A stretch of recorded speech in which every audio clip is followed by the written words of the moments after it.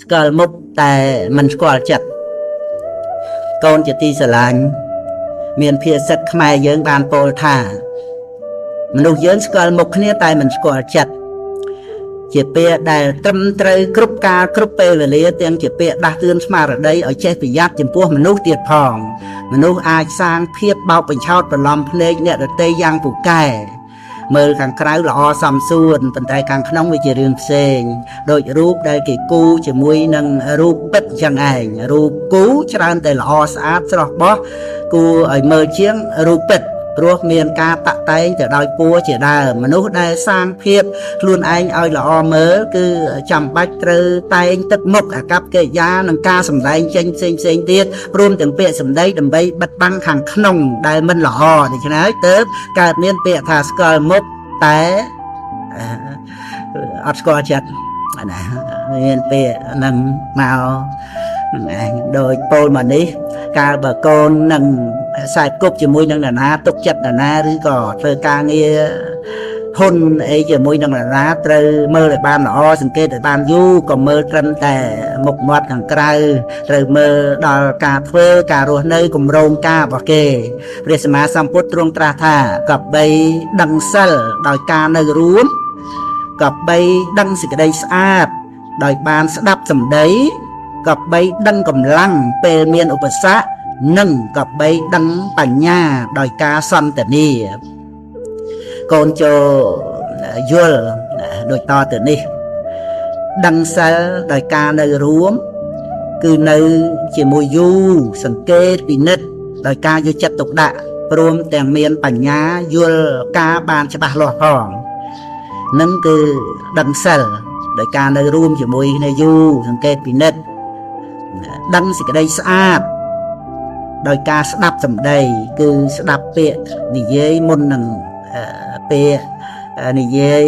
មុនហើយនឹងនិយាយក្រោយតើវាសមគ្នាដែរឬទេម្យ៉ាងទៀតស្ដាប់ពាក្យនិយាយចំពោះមុខនិងកំបាំងមុខណាដូចគ្នាដែរឬទេនឹងគឺដឹងសេចក្តីស្អាតការនិយាយមុននិយាយក្រោយរក្សាពាក្យសម្ដីនិយាយចំពោះមុខហើយនិយាយកំបាំងមុខតើវាយ៉ាងណាអានឹងយើងដឹងមនុស្សស្អាតមិនស្អាតនឹងដោយ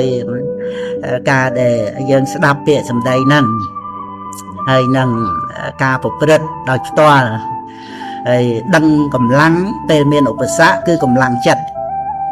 កម្លាំងគំនិតប្រាជ្ញាកម្លាំងគុណធម៌កម្លាំងចិត្តខ្លួនយើងហ្នឹងនៅពេលមានឧបសគ្គកុំឲ្យអួតអាងបានតែមាត់តែមានឧបសគ្គហ្នឹងគឺថាញាប់ញ័រឬក៏ស្ងប់រងាប់នៅពេលដែលមានវិបត្តិយន្តរាយហ្នឹងដឹងកម្លាំងចិត្តនៅពេលមានឧបសគ្គដឹងបញ្ញាពេលដែលសន្តានាគឺបញ្ញាក្នុងការសួរសន្តានាឆ្លើយដោយបញ្ញាបើកូនមិនមើលមុខមិនមើលក្រោយបានល្អទេច្រឡំទៅគប់រោគឬក៏ទុកចិត្តទុកថ្លើមឲ្យការគោរពរាប់អានពេញធឹងគឺវានឹងធ្វើឲ្យកូនបានដល់នៅសេចក្តីសោកព្រោះតែការខកចិត្តត្បិតសង្ឃឹមខ្លាំងពេកខកចិត្តចំណែកកូនខ្លួនឯងវិញត្រូវតែស្មោះចំពោះមនុស្សទាំងឡាយជាពិសេសអ្នកដែលទុកចិត្តកុំកុហកអ្នកដែលជឿទុកចិត្តហើយក៏កុំជឿទុកចិត្តអ្នកដែលធ្លាប់កុហកកូនផងដែរសង្ឃឹមជឿជាក់ទាំងស្រុងមកលើកូនខ្លួនឯងចំពោះអ្នកណាដែលស្រឡាញ់ដោយស្មោះចំពោះកូនអ្នកដែលទុកចិត្តកូនកូនកុំបោកប្រាស់ទឹកចិត្តរបស់អ្នកដែលស្រឡាញ់កូននឹងឲ្យសោះស្រឡាញ់គ្នាហើយត្រូវតែស្មោះកូនត្រូវរស់ជាមួយនឹងសុចរិតត្រូវសម្ដែងទឹកចិត្តឲ្យអ្នកដទៃបានយល់និងត្រូវឲ្យគេស្គាល់ចិត្តថាពិតជាគ្នាឯងជួបគ្នាហើយក៏សប្បាយចិត្តដោយការទុកចិត្តនឹងឯង